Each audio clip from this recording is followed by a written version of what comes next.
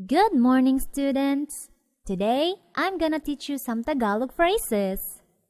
Let's start with good morning. Who among you knows the Tagalog of good morning? Woof! Me! Me! Okay, Shiba, tell us the answer. The Tagalog of good morning is magandang umaga. Correct! So when you wake up in the morning, you may tell your parents, magandang umaga. Magandang umaga, Mama. Magandang umaga, Papa.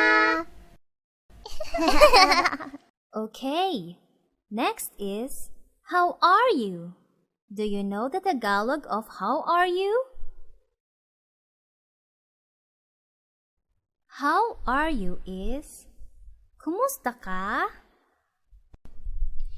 Teacher, what do I answer if Panda asks me, kumusta ka? If you want to tell Panda, I'm fine, you'll say, mabuti naman ako. Thank you, teacher. Teacher, what's the Tagalog of thank you?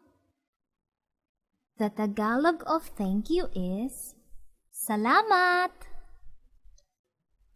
Kroko, kumusta ka? Mabuti naman ako. Salamat. Great!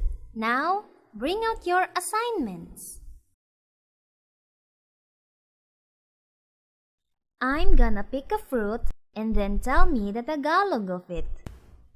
Let's begin with watermelon, Pakwan, apple, mansanas, banana.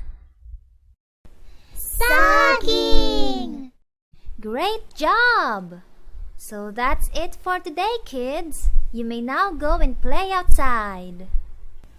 Yay! MingMing's classroom.